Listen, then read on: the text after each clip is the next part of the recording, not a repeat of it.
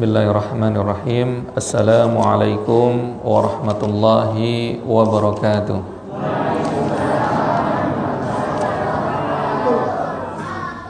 Alhamdulillah hamdan katsiran thayyiban mubarakan fih. Wassalatu wassalamu ala sayyidina Muhammad imamul muttaqin wa qaidul mujahidin, ballaghar risalah wa nasaha lil ummah wa tarakana ala mahajjatil bayda lailuha kanahariha la yazigu anha ila halik amma ba'd. Tibtum wa taba mamsyakum wa tabawwa'tum minal jannati manzila. Bapak dan ibu-ibu jamaah salat maghrib yang dirahmati Allah Subhanahu wa taala. Alhamdulillah pada maghrib ini kita masih diberikan kesehatan oleh Allah Subhanahu wa taala, yang mudah-mudahan sebagaimana kita dikumpulkan dalam majlis ini, Allah kumpulkan kita kelak di surganya bersama Rasulullah sallallahu alaihi wasallam. Selanjutnya insyaallah dalam 1 jam atau berapa menit sampai Isya ini kita akan membahas berkaitan dengan urgensi dari belajar tata cara membaca Al-Qur'an yang baik, ya. Sebagaimana kita ketahui bersama bahwa at-ta'amul ma'al Qur'an, berinteraksi dengan Quran itu ada levelnya, ya. Level pertama apa? Membaca, ya. Jadi kita membaca itu adalah dasar, ya. Belum lagi kita diarahkan oleh Rasulullah sallallahu alaihi wasallam untuk mempelajarinya, ya. Belum lagi kita diarahkan untuk mentadabburinya, belum lagi mengamalkannya, belum lagi mendakwahkannya, ya. Dalam kesempatan ini saya ingin masuk dalam kategori membacanya, ya. Makanya dalam surat Yusuf dikatakan inna anzalnahu qur'anan arabiyyan la'allakum ta'qilun, ya. Inna anzalnahu, sungguhnya Allah Subhanahu wa taala menurunkan Al-Qur'an ini dengan bahasa Arab, ya. Nah, menarik, ya. Kenapa dalam bahasa Arab, tidak dalam bahasa Betawi, ya, atau dalam bahasa Persia atau bahasa-bahasa yang lainnya, tapi bahasa Arab? Dijawab langsung oleh Allah Subhanahu wa taala, la'allakum ta'qilun. Apa itu artinya? Supaya kita berakal. Akal, ta'qilun itu berakal, ya. Bahasa Arab adalah bahasa yang mendekatkan kita kepada kecerdasan secara akal, kecerdasan secara emosional, ya. Nah, yang kedua, tentunya bahasa Arab ini adalah bahasa yang paling sulit untuk dipelajari, ya. Tapi bisa kita pelajari, ya. Bayangkan kita harus belajar nahwunya, ya. Apalagi sorofnya, apalagi bayannya, balaghahnya, dan lain-lain. Begitu banyak, ya. Begitu kaya yang namanya bahasa Arab. Saksikanlah ketika kita berinteraksi dengan bahasa Arab, dalam tanda kutip Al-Quran itu sendiri, kita bisa lebih cerdas secara emosional dan pikiran daripada umat-umat yang lainnya. Itu sudah jadi kemestian. Bayangkan kalau kita berbicara bahasa Arab, ana adhabu ilal masjidi, gitu kan? Kita berpikir kan, adhabu. Kalau kita nahnu, kalau dia yadhabu, kita berpikir. Bayangkan, itu baru satu kata, ya. Belum lagi dalam Al-Quran berapa kata-katanya? Sangat banyak dan luar biasa, ya. Nah, apa kaitannya dengan kita atau tata cara membaca Al-Quran dengan baik, ya? Kalau bahasa kita sekarang belajar apa? Tahsin, ya. Tahsin Al-Quran. Saya ingin ya mudah-mudahan yang hadir di sini sudah bisa membaca Al-Quran semua, ya. Jadi saya kaget ketika saya awal-awal baru belajar di Mesir, ya. Saya ke Mesir 2010 sampai 2018, ya. Sempat 1 tahun di Palestina, ya. Awal saya di Mesir kagetnya luar biasa. Baru 1 tahun atau 2 tahun. Saya kira semua orang Arab itu bisa membaca Al-Quran dengan baik, ya.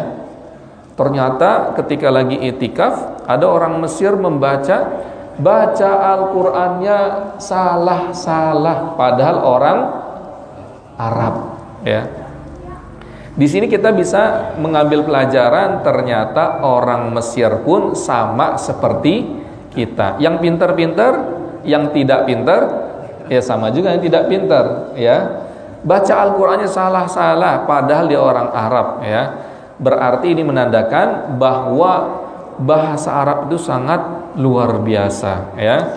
Nah, berarti kan tata cara kita membaca Al-Qur'an itu adalah tata cara melafadzkan bahasa Arab secara fasih, ya. Ya. Nah, ini ya, bahwa terkadang kita nih ya, lisan orang-orang Asia, ya. Saya ke Mesir, saya ke Mesir itu sudah hafal Al-Quran, ya, sudah diujiankan 30 juz. Sampai di Mesir ya agak sengak dikit gitu, ya.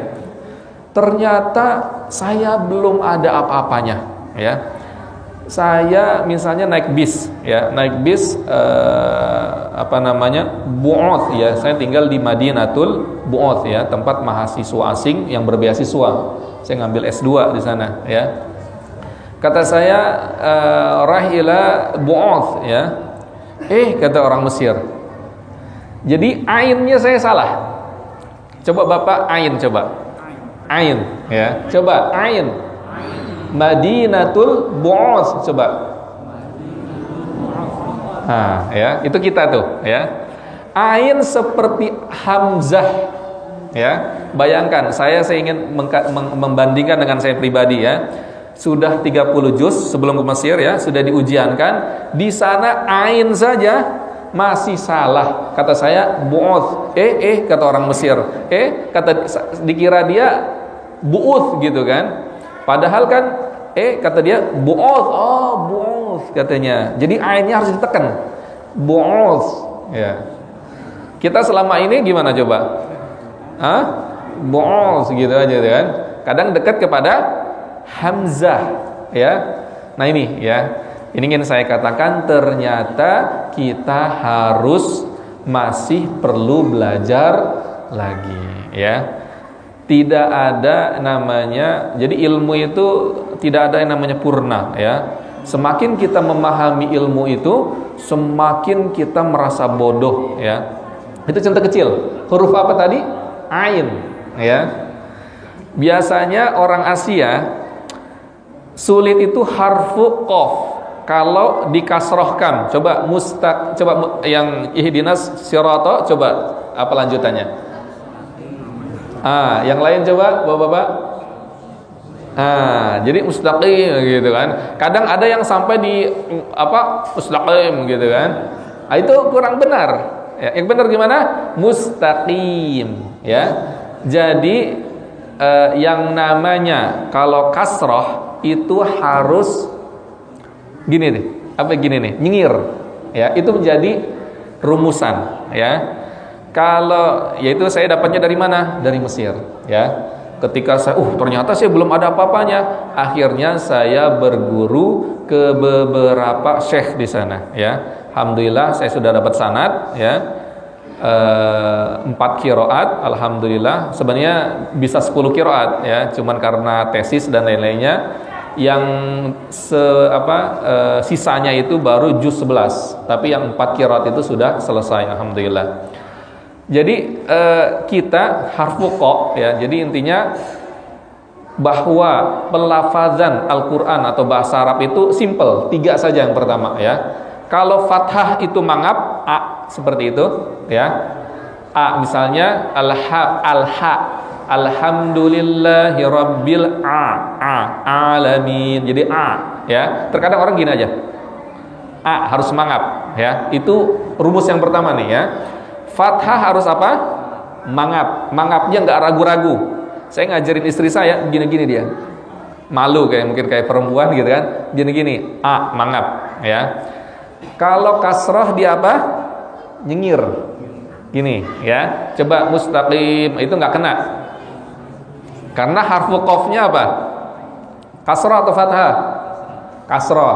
Kalau kasroh dia harus gini. Apa kalau bahasa Indonesia? Nyengir. Mustaqim. Nah itu kena. Nasta'in. Nah itu kena. Ya. Jadi setiap huruf itu punya apa ya? Haknya masing-masing. Terkadang kita orang Asia dikorupsi ya. Bukan uang saja dikorupsi, huruf pun dikorupsi ya.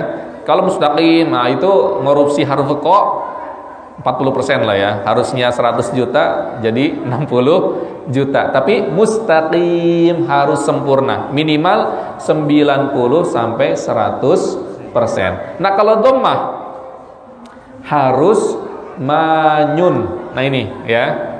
Monyong ya. Gimana misalnya apa? Coba ayatnya apa? Nah gitu. Ada ula gitu aja. Nah, manyun ya. Ulaika ala hudam mir rabbihim wa nah gitu ya. Jadi intinya gitu ya. Kalau bapak-bapak tahsinnya mau bagus, cara pelafadan Al-Qur'an dan bahasa Arab paten, 3 ini harus dilatih ya. Nggak apa-apa misalnya di rumah nih, misalnya ayah bapak lagi apa gini gitu kan. Nggak apa-apa ya. Kalau sudah terbiasa itu menjadi malakah namanya, sense, insting ya. Nah, ini kata siapa? Ya kata guru saya. Di mana? Di Mesir. Jadi saya ada ilmunya, ada sanadnya ya. Jadi kalau dhammah apa tadi? Monyong. Kalau fathah apa tadi? Mangap. Kalau kasroh apa? Nyengir ya. Jadi coba Al-Fatihah gitu ya. Bismillahirrahmanirrahim. Gitu kan. Jadi A-nya terus mangap. Terkadang gitu doang. Alhamdulillah. Tuh du-nya ya. Alhamdu ya. Alhamdulillahi rabbil alamin. Nah gitu ya. Jadi ininya harus gerak. Terkadang kita baca karena ngantuk, itikaf Ramadan, Alhamdulillahi rabbil alamin, itu nggak kena ya. Kecuali dia sudah advance ya, dia akan kena sendiri ya. Tapi kalau kita masih belajar tidak ada salahnya seperti itu. Bayangkan kenapa dhammah itu harus monyong, kasrah itu harus nyengir, fathah itu harus mangap. Itu adalah haknya masing-masing. Coba dalam surat Yusuf, malaka la ta'man. Nah, apa itu? Ada yang ingat? Ismam ya. Ismam ya. Ismam itu apa? Memberikan isyarat ya. Jadi ternyata kita belum ada apanya. Terus belajar lagi ya. Ini saya baru mengatakan ilmu cara membacanya, belum tafsirnya, belum macam-macam. Jadi Al-Qur'an itu samudra ya. Saya katakan masih belajar ya. Terus belajar dan belajar. Kenapa dikatakan la ta'man? Nah, ismam itu adalah memberikan isyarat. Ini kalau ada papan tulis mungkin saya tulis ya tulisannya. Malaka la ada. Boleh kalau ada sebentar ya. Ya, spidolnya berarti kan. Malaka gimana? La tulisannya itu malaka la ta'manna. Itu ya. Tapi kok di situ wajib ya mengisyaratkan monyong. Ya, seperti apa cara bacanya? Malaka la ta'man. Nah, gitu ya. Coba malaka la ta'man. Nah, monyongnya sekali aja, jangan 2 kali. Kepanjangan ya. Ini menarik. Apa asli katanya? Asal katanya adalah malaka la ta'manuna. Jadi nunnya ada berapa? 2 ya. Kok cuman ada 1 sekarang Ustadz? Ya, nah itu ya. Itu ada pembahasan lagi namanya qiraat ya. Cara membaca Al-Qur'an dengan berbagai macam cara ya. Ada namanya raum ya. Raum itu dalam ismam ini sendiri, malakala ta'manuna. Nah, raum ini dia 3 kan nunnya ada berapa? 2 ya. Kalau kita biasanya hafaz ya. Nah, kita ini imam siapa? Yang biasa kita baca caranya dengan cara siapa? Imam siapa? Imam hafaz an siapa? Asim. Nah, ini ya, menarik ya. Di Indonesia rata-rata dengan cara imam hafaz an Asim ya. Asim ini punya murid 2. Yang pertama adalah hafaz, yang kedua adalah Syu'bah. Nanti panjang lagi itu. Nantilah saya sedikit saja ya, mungkin agak di akhir ya. Nah, nunnya di sini ada 2, malaka la ta'manuna. Seperti itu ya. Tetapi disingkat, ditasdidkan ya, makanya malaka la ta'manna. Jadi nunnya itu menjadi tasdid ya. Tetapi kenapa kita harus monyong mengisyaratkan bahwa di situ ada 2 nun ya. Nun pertama apa harokatnya? Dhammah. Nun yang kedua harokatnya apa? Fathah. Tadi saya katakan apa? 3 itu. Kalau dhammah harus apa? Monyong. Ya. Seperti itu ya. Bisa dipahami ya. Malaka ada spidolnya. Sedang diambil. Ya. Malaka la ta'manna.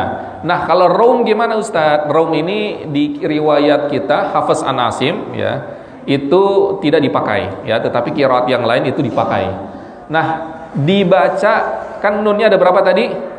2. Nunnya dibaca kedua-duanya ya. Ya, di sini ya. Mohon izin ya, saya sambil berdiri. Malaka la ta'manna, gini ya tulisannya. Manna ya. Malaka la ta'manna. Nah ini, seperti ya. Coba baca Bapak. Ini ismamnya nih di sini. Seharusnya gimana? Malaka la ta'manna. Tetapi asli katanya adalah malaka la ta'manuna. 2 ta'manuna. Nah ini asli katanya. Kok bisa menjadi ada tasdid? Nah itu sudah dari sananya ya. Berarti ismam di sini pertama adalah dengan ismam. Yang kedua adalah dengan raum. Ya. Ismam itu tadi ya, malaka la ta'man. Nah, gitu ya. Coba Bapak Ibu, malaka la ta'manna. Jadi manyun nah. Coba ulangi lagi. Malaka la ta'manna. Coba 1 2 3. Malaka la ta'manna. Ah, betul Bapak tuh. Yang lain enggak saya kelihatan ya. Nah, bagaimana kalau rum? Rum itu nunnya dibaca kedua-duanya. Rum yang nun pertama dan nun yang kedua. Tetapi nun yang pertama itu 3 ketukan saja, 3 harokat ya. Ya 30%-nya dari nun. Ya, itu namanya rum. Tapi nun yang kedua itu 100%. Bagaimana caranya? Malaka la ta'manuna. Nah, gitu. Nunnya itu 30% saja. Ini harus talaki kata saya kan, tidak bisa lewat buku ya. Harus dari syekh ke syekh lagi, ke syekh lagi. Nah, kenapa saya bisa? Ya karena dari syekh saya. Nih gini Hendra, rum ini ya, yang kedua ya. Malaka la ta'manuna. Nah, nun yang pertama 30% aja. Malaka la ta'manuna. Nah, gitu tuh, ya. Kalau yang ismam gimana? Malaka la ta'manna. Gitu ya. Bisa dipahami ya? Bayangkan itu berarti mengisyaratkan setiap dhammah itu apa? Monyong, ya. Nah, ini contoh kecil ya. Contoh kecil dari apa? Bahwa ilmu kita ini belum ada apa-apanya dalam hal tahsin ya, tajwid ya. Makanya apalagi yang kita pelajari itu adalah Imam Hafiz an Asim ya. Jadi kenapa saya di Mesir itu suka gitu kan dengan qiraat ya. Saya mengambil dari beberapa syekh ya. Dari syekh ini saya pelajari itu ya. Menarik, cara bacanya itu beda-beda. Beda dengan apa yang biasa kita baca. Bapak-bapak ya, misalnya ada imam ya, tapi bacaannya beda. Ini bacaan apa nih? Ini aliran apa nih ya? Bisa jadi itu adalah qiraat. Yang paling saya suka ya, dari semuanya bagus ya, Warash ya, Kisai ya, Abu Hamzah ya, Qalun ya. Kisai itu adalah mengimalahkan segala yang tak marbutoh. Coba dalam surat Yusuf ada namanya wajaat sayyarah. Wajaat gini aja. Sayyaratun. Nih, wajaat sayyarah. Nih, coba kalau dibaca gimana? Kalau Imam Hafiz an Asim. Imam Hafiz. Gimana cara bacanya? Wajaat sayyarah. Ya.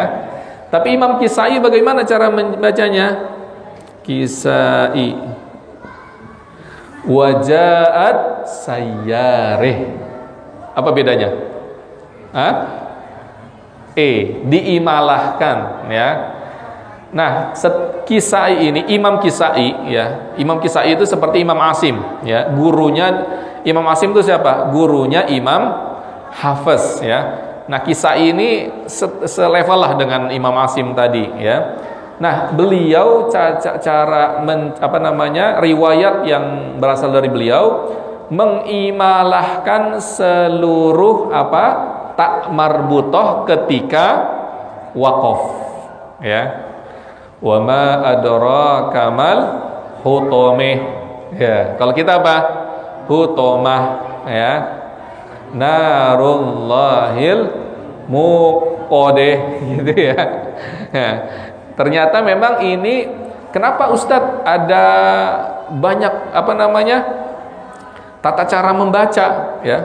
Karena itu ya, lisan daripada orang di dunia itu berbeda-beda ya. Nah, orang Syam itu apalagi yang baru-baru gempa kemarin? Suriah, Lebanon, Palestina, mana lagi? Yordan ya, itu masuk dalam Suriah, dalam Syam. Itu lahjah itu lisannya seneng dengan dia. Ya, kita aja orang Betawi, apelo gitu kan. Kadang ada dialek tertentu kan. Wah, ini orang Betawi. Oh, ini orang Jawa. Oh, ini orang Sunda. Oh, ini orang Sumatera. Dari apa? Dari dialeknya. Nah, kalau misalnya kita sudah lama di Arab, apalagi bersinggungan dengan berbagai macam etnik Arab, kita bisa membedakan. Oh, ini orang Yordan. Oh, ini orang Palestina. Oh, ini orang Mesir ya. Dari apa? Dialeknya. Nah, dialek orang Syam itu lebih dekat kepada kisah ini. Sayyareh. Terkadang ada ya, pernah saya dapati orang Arab setoran gitu kan. Dia pakai riwayat apa? Hafiz an Asim. Harusnya apa? Sayyarah gitu kan. Dia sayyareh, sayyarah. Karena itu lisannya ya. Padahal dengan cara apa? Hafiz an Asim. Jadi memang di sini begitu luas ilmu tata cara Al-Quran itu. Belum lagi yang biasanya diperdebatkan di Indonesia harfu do ya. Kadang paling sulit. Nah, Indonesia ini macam-macam ya. Kalau ada suku teman-teman suku Jawa ya atau suku Sunda biasanya, atau suku Jawa ya lebih ini dominan, harfu ain itu lebih sulit ya. Tetapi kalau orang Sunda yang sulit itu huruf apa? Fa. Ya? Apa? Fa ya. Contohnya apanya? Alam taro kaifa pa. Harusnya gimana? Alam taro kaifa fa'ala. Fa ya. Tapi kalau teman-teman Sunda biasanya alam taro kaifa pa. Nah ini biasanya setiap etnik ya punya kelebihan dan kelemahannya masing-masing. Begitu juga Arab ya. Kita aja orang Asia, kita orang Arab bukan? Bukan ya. Ya pasti ada banyak kelemahannya ya. Begitu juga orang Arab ya. Kayak tadi itu kan, sayyareh, sayyarah, sayyareh gitu kan. Tetapi huruf ain, saya orang Mesir itu lafadzkan huruf ain gampang saja dia. Ya, tapi ada beberapa huruf tertentu mereka sulit ya. Itu ya. Tadi kita kembali kepada harfu dha ya. Harfu dha biasanya di Indonesia yang masyhur itu coba dilingkarkan ke gusi atas yang kanan atau kiri, betul nggak? Ya, walad itu ya, walad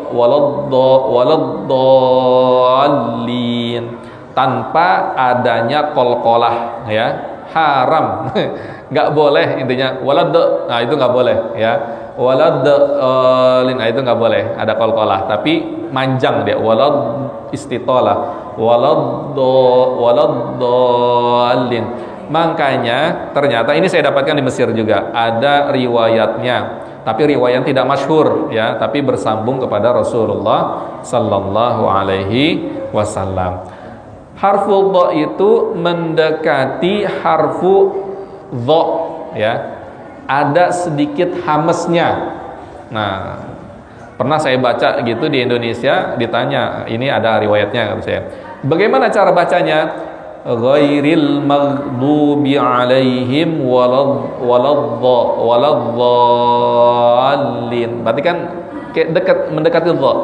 Ada keluar anginnya dikit. Waladh. Biasanya kan tidak ada yang riwayat yang masyhur di Indonesia itu tidak ada hamesnya. Waladh gitu kan? Waladdallin. Tapi ada riwayat yang lain walaupun memang tidak masyhur ya. Itu ada hamesnya. Gimana caranya? Waladh. Nah, seperti dha kan? Kalau dha kan di tengah. Dha, zalimin. Tapi di samping kanan atau kiri? Waladdallin. Tidak seperti dha tetapi mendekati ya. Nah, ini ada riwayat yang lain ya. Jadi qiraat itu semuanya bersumber dari siapa? Rasulullah sallallahu alaihi wasallam ya. Hafiz an Asim, belum Warash ya. Warash itu nakal ya, lebih kepada nakal. Kita ini nakal Hafiz an Asim hanya satu saja. Nakal itu apa? Pindah ya. Memindahkan harfu hamzah atau alif ya. Bi'sal ismu dibacanya gimana? Ya, dalam surat Hujurat. Bi'salismul fusuq ba'dal iman. Bi'salis ya. Jadi lamnya atau hamzahnya diganti, dimundur kepada harfu lam. Bi'salismu ya. Bukan bi'sal ismu, tapi bi'salismu ya. Itu namanya nakal ya dalam ilmu tahsin atau tajwid ya. Nah, dalam imam kita yang biasa belajar yang di Indonesia, Hafiz Asim ya. Itu satu saja. Tetapi Warsh itu nakalnya begitu banyak ya. Setiap ada alif lam dan di depannya hamzah itu harus nakal kalau Warsh ya. Contohnya apa? Al-Ahzab misalnya, yahsabunal ahzab. Nah, yahsabunal ahzab seharusnya gitu kan, yahsabunal ahzab. Tapi kalau misalnya Waras baca gimana? Yahsabunal ahzab. Kok bisa gitu Ustaz? Iya, itu namanya nakal. Itu dari Rasulullah enggak? Dari Rasulullah sallallahu alaihi wasallam. Bagaimana ceritanya? Jadi terkadang Rasulullah membaca seperti yahsabunal ahzab. Terkadang Rasulullah membaca yahsabunal ahzab, seperti itu ya. Jadi suatu ketika Umar bin Khattab makmum di sahabat yang lain. Wah, ini bacaannya beda, kata Umar bin Khattab ya. Ente ini jangan macam-macam ngerubah Al-Qur'an, katanya kan. Umar bin Khattab ya kan, tegas ya. Enggak, saya dengar dari Rasulullah gitu kan.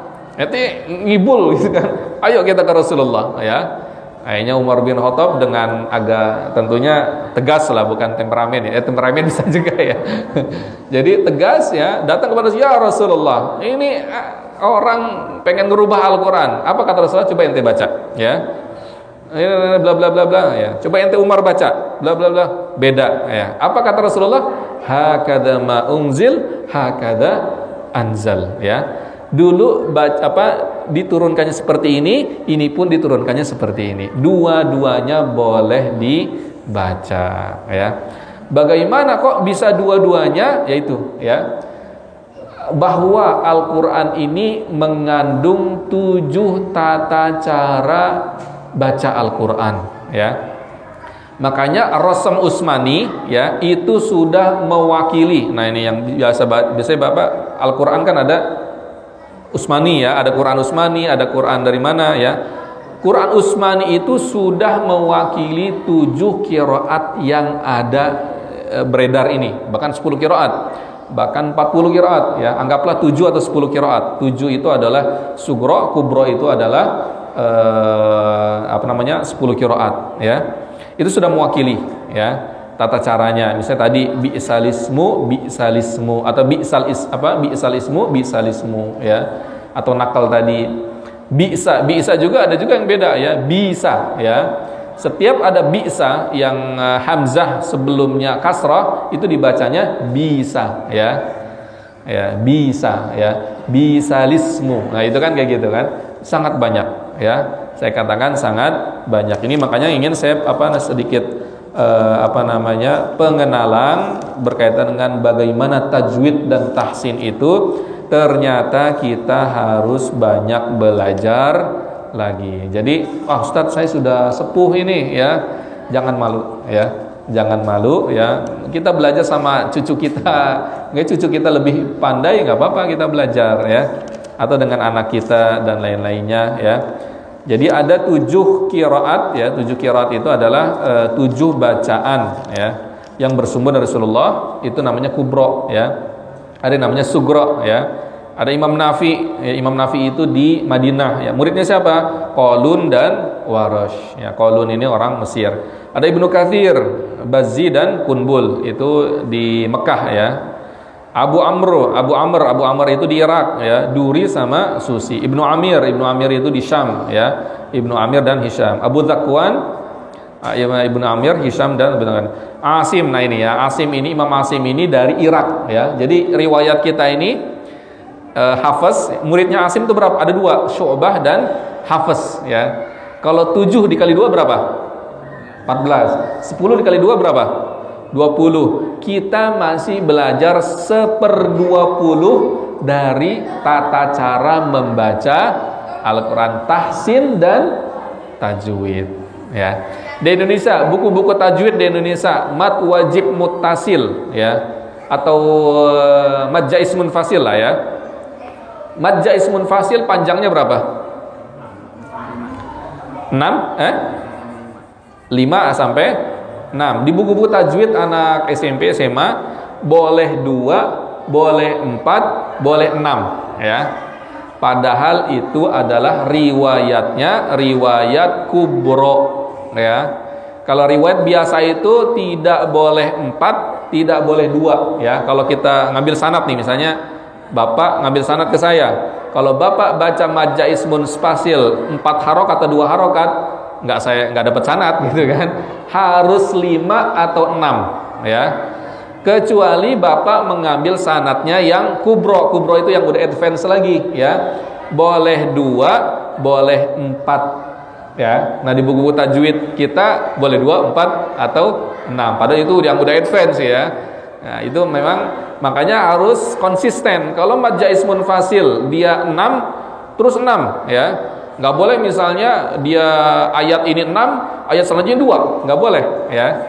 Kalau dia sudah dapat sanad nggak apa-apa. Misalnya mad jaiz munfasilnya mad jaiz munfasil dia 2 terus. Saya pernah gitu kan. Saya konsisten 2 terus, misalnya 2 gitu kan. Tapi kalau 6 4 gitu ya. Jadi ternyata seperti itu ya. Hafaz. Kita isya jam berapa?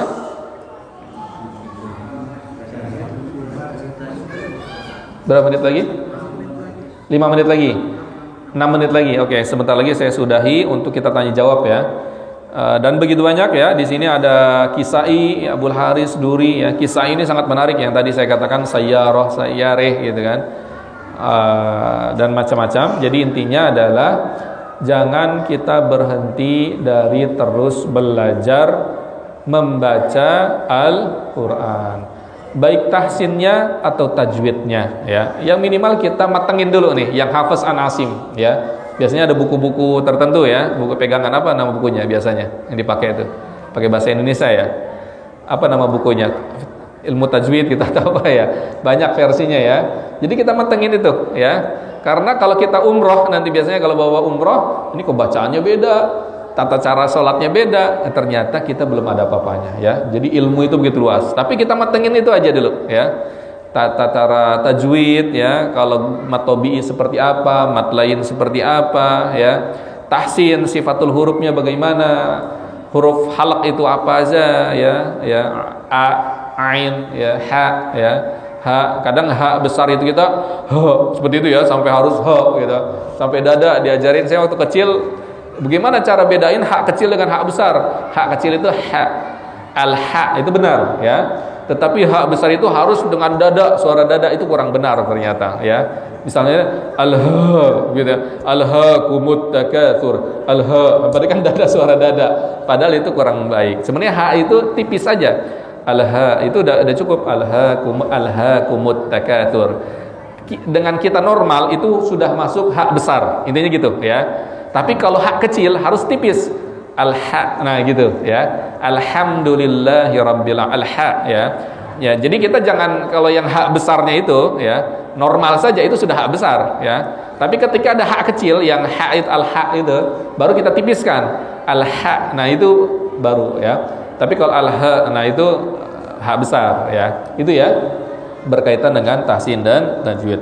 Wallahu a'lam bishawab. Ahlan kalau ingin ada yang dipertanyakan. Ada tanya jawab biasanya bagaimana? Ada nggak biasa ya?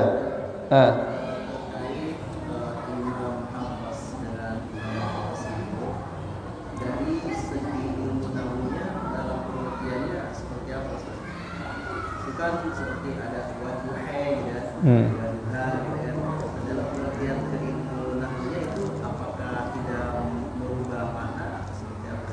Ya, kalau dari kacamata ilmu nahwu itu tidak ada yang berbeda. Misalnya tetap wadduha, haknya itu harokatnya apa? Fathah ya. Kalau ilmu nahwu itu berbicara tentang majrur dia kasroh ya, marfu dia dhammah, apalagi mansub dia fathah, itu aja ya. Nah, i'rab atau apa namanya ghairu mu'rab gitu kan, itu nahwu ya.